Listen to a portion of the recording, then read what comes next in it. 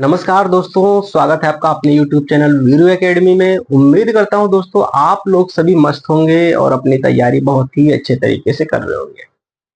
दोस्तों पिछले लेक्चर में हमने कोशिका के बारे में कुछ आपको जानकारी दी थी। उसी सीरीज को आगे बढ़ाएंगे और हम जानेंगे और भी कोशिकांग के बारे में। इससे पहले आप तैयारी कर रहे हैं या नहीं कर रहे हैं, इसका परिचय आपको देना पड़ेगा। परिचय देने के लिए आपको कुछ सवालों के जवाब देने पड़ेंगे जो पिछले लेक्चर में हमने पढ़ा दिया है। चलिए आप बताइए दोस्तों, माइटोकॉन्ड्रिया की खोज किसने करी थी? माइटोकॉन्ड्रिया की खोज किसने करी थी? माइटोकॉन्ड्रिया की खोज किसने करी थी बताइए। सही जवाब आ रहा है, अल्टमैन ने किसकी खोज करी थी? माइटोकॉन्ड्रिया की।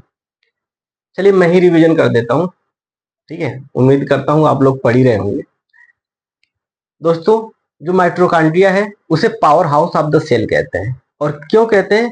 क्योंकि ऑक्सीजन और ग्लूकोज मिलकर के क्रेब्स साइकिल की मदद से एटीपी यानी ऊर्जा के फॉर्म का निर्माण करता है, जो कि हमारे बॉडी को हमारे हर एक अंगों की क्या प्रोवाइड कराता है? ऊर्जा यानी शक्ति प्रोवाइड कराता है। यदि बात करें और कोशिकांग के बारे में, जिसका नाम है गोल्जी बॉडी। अब ऊर्जा का निर्माण हो चुका है। हमारे बॉडी में कई ऐसे अंग होते हैं जो ऊर्जा उनके लिए पर्याप्त नहीं है, उनको कहीं और से भी ऊर्जा की आवश्यकता होगी। जैसे मैं बोल रहा हूं तो मेरे जीभ को बहुत ज्यादा ऊर्जा की आवश्यकता होगी। उस कंडीशन में क्या होता है, हमारे अदर अंगों से जो ऊर्जा होता है खींच करके गोल्जी बॉडी के थ्रू कहाँ लाया जाता है? हमारे जीभ में लाया जाता है। और उस ऊर्जा का यूज हमारा जीभ क्या करता है? बोलने में या समझाने में करता है। गोल्जी बॉडी का फंक्शन आपने जान लिया, माइटोकॉन्ड्रिया का जान लिया।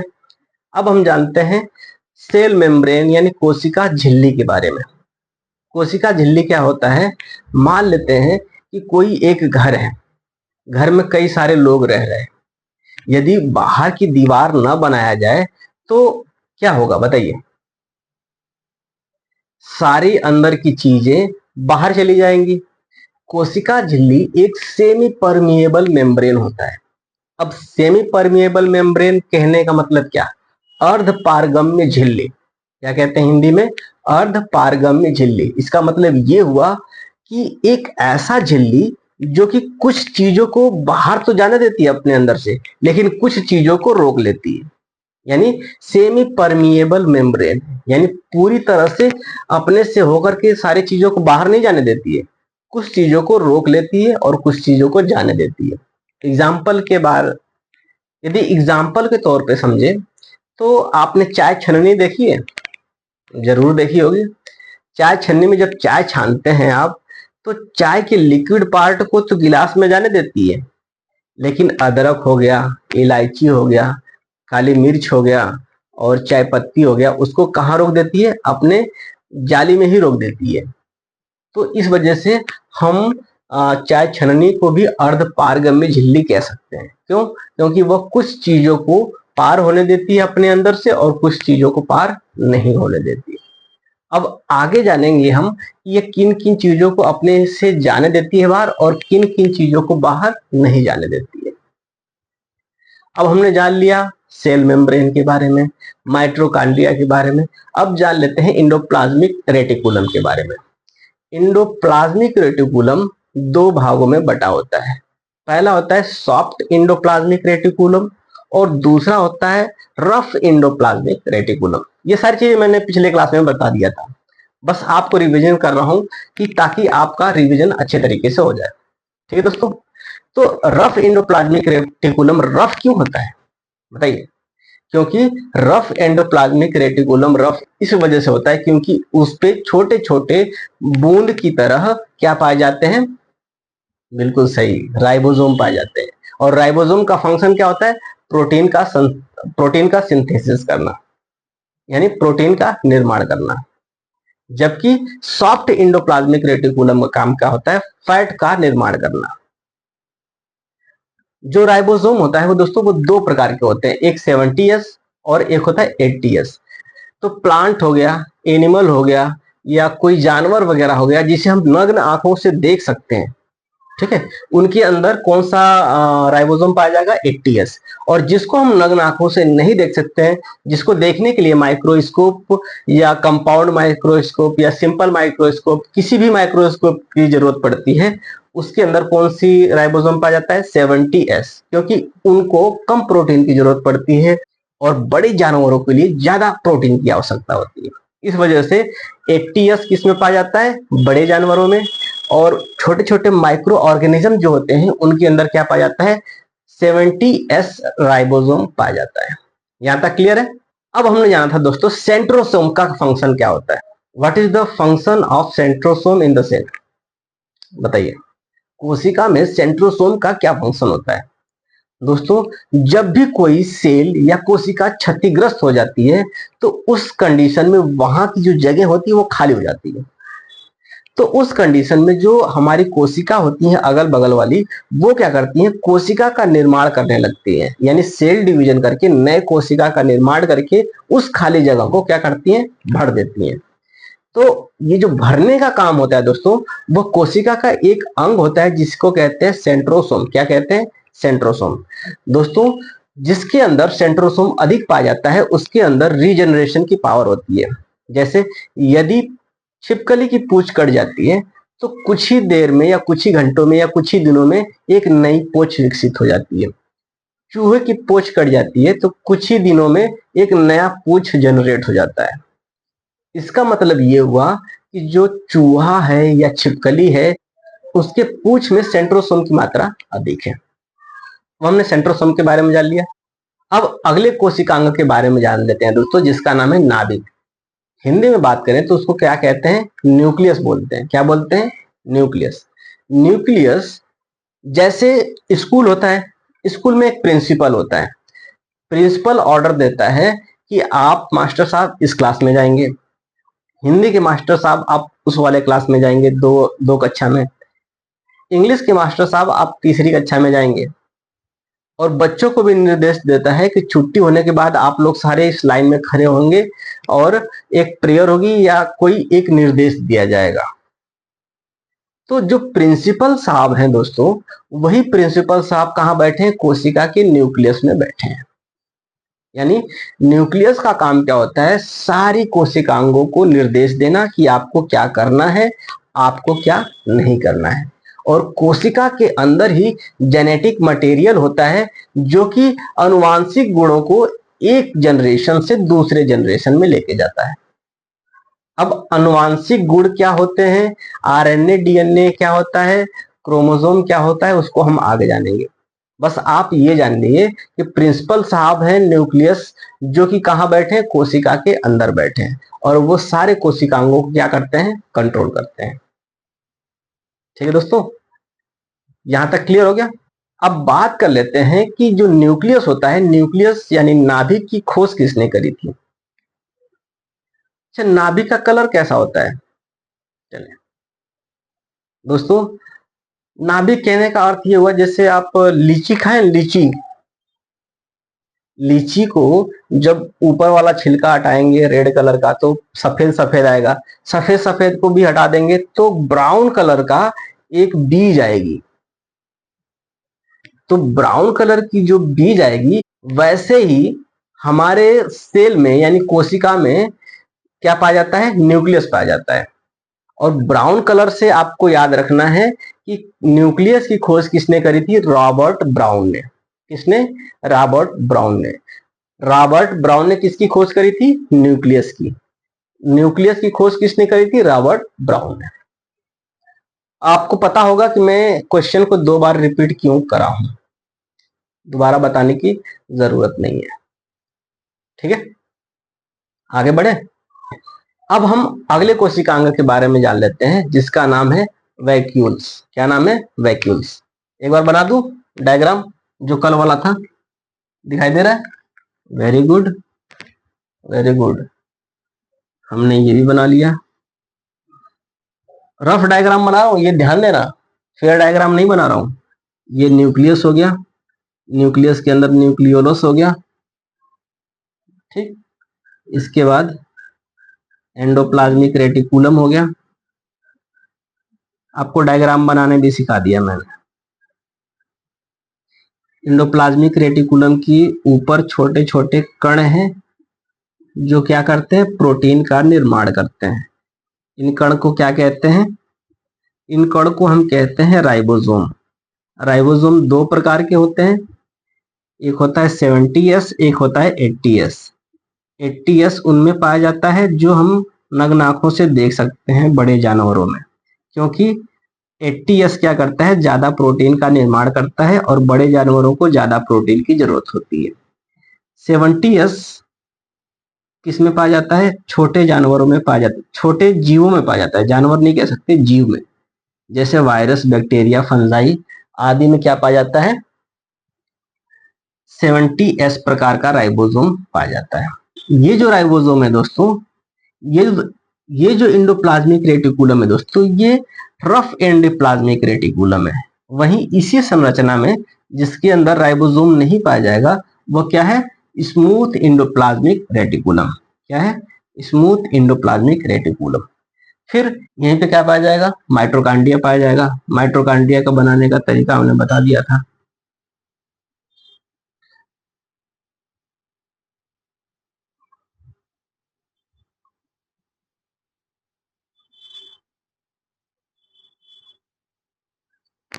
ठीक है, ये हो गया माइटोकॉन्ड्रिया।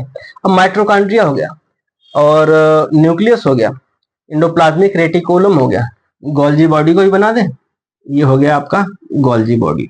ये गोल्जी बॉडी हो गया, smooth endoplasmic reticulum, rough endoplasmic reticulum, और हमने क्या बताया था आपको, साइटोप्लाज्म। साइटोप्लाज्म हो गया। एक प्रोटोप्लाज्म भी होता है दोस्तों, उसको भी जानेंगे, प्रोटोप्लाज्म भी क्या होता है। ठीक है, साइटोप्लाज्म और प्रोटोप्लाज्म में जो स्टूडेंट होते हैं वो कंफ्यूज हो जाते हैं। अच्छा, ये साइटोप्लाज्म हो गया। अब क्या बचा, बताइए बताइए, सेंट्रोसोम। सेंट्रोसोम क्या करता है, सेल डिवीजन करने का काम करता है, कोशिका विभाजन करके एक नया सेल बनाने का काम करता है।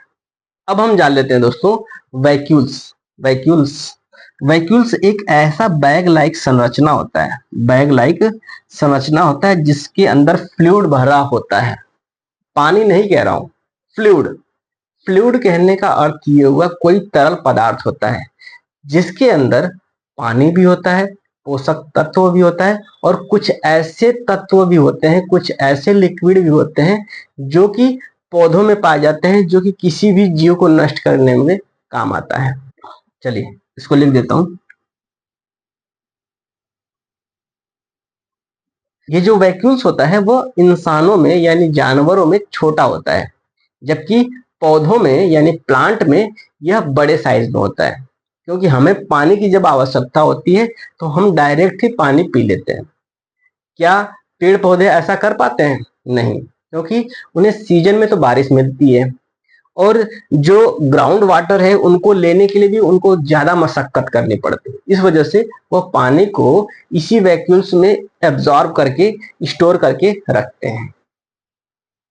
ठीक है, तो पानी या खनिज पदार्थों को स्टोर करने का काम कौन करता है, वैक्यूल्स करता है।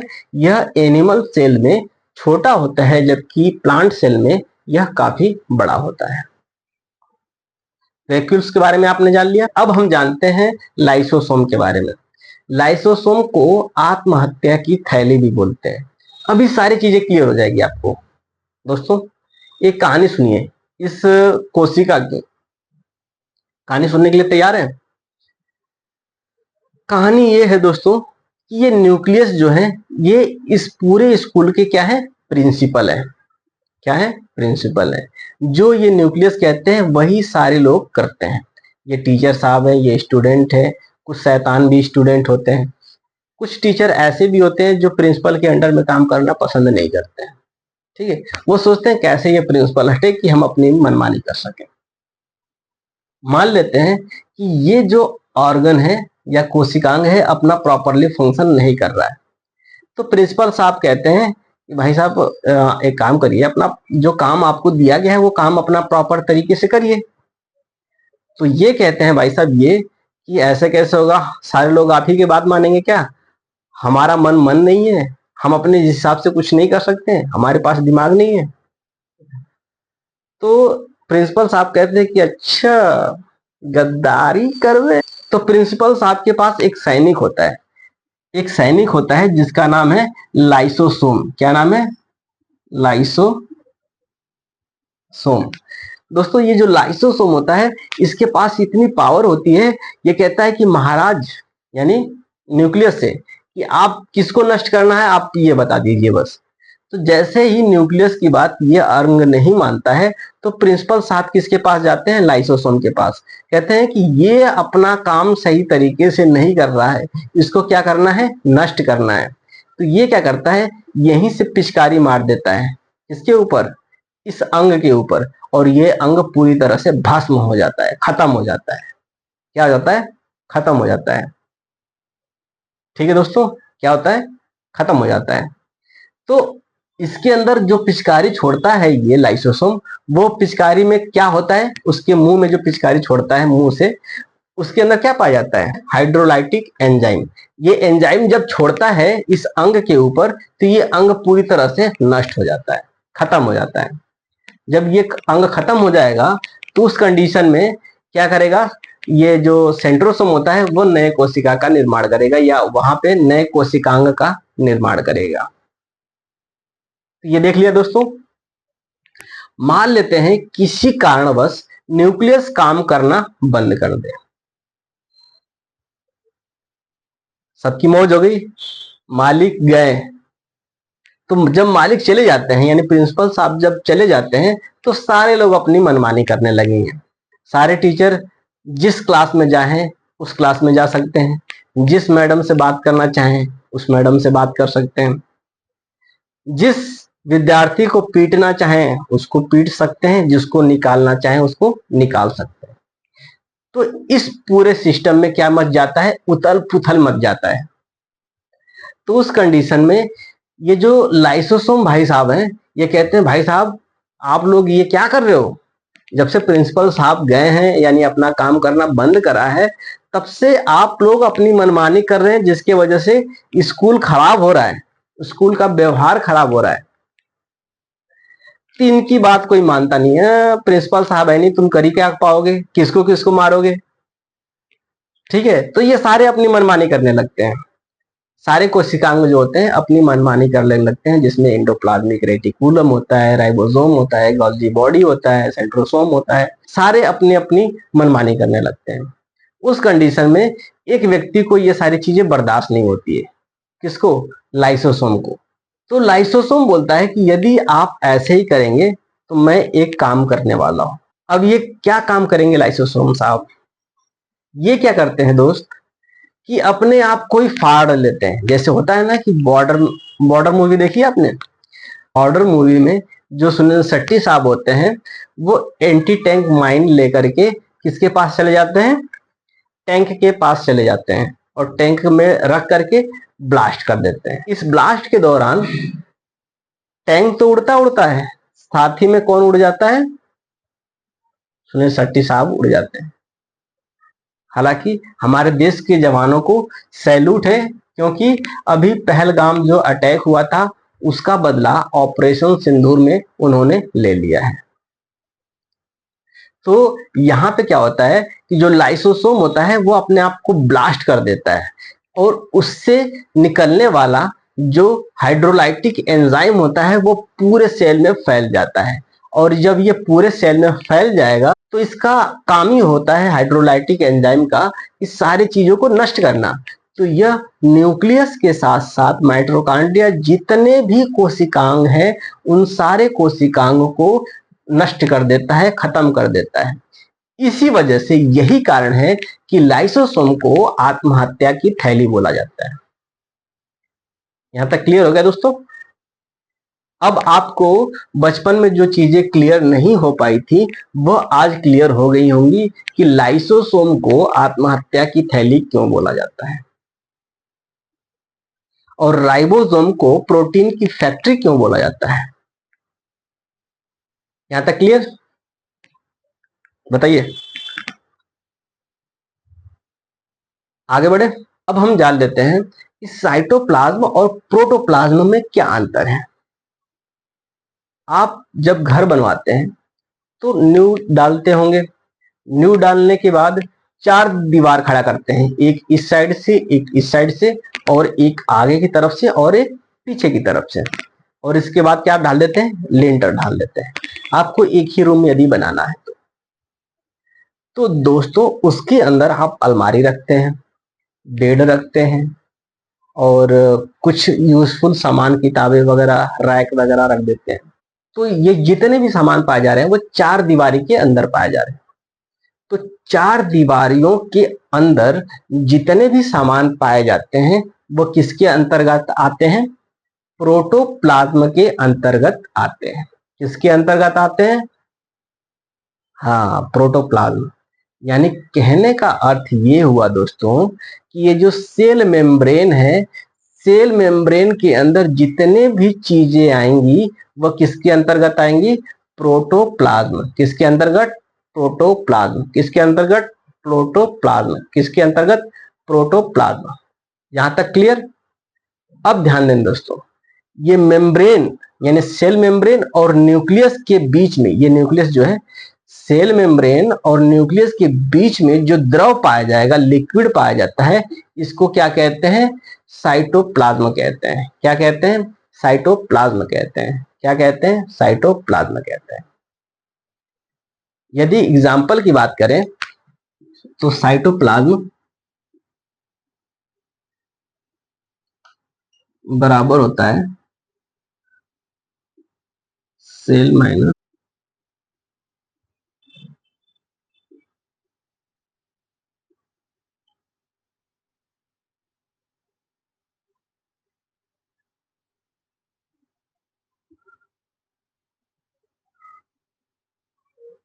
देख ले दोस्तों, ये है इसका डेफिनेशन। यानी साइटोप्लाज्म के अंतर्गत क्या आएगा, जितने भी कोशिकांग होंगे उसमें से जो न्यूक्लियस होगा यदि हम उसको निकाल देंगे तो जितने भी चीज बचेंगे वो किसके अंतर्गत आ जाएंगे, साइटोप्लाज्म के अंतर्गत आ जाएंगे।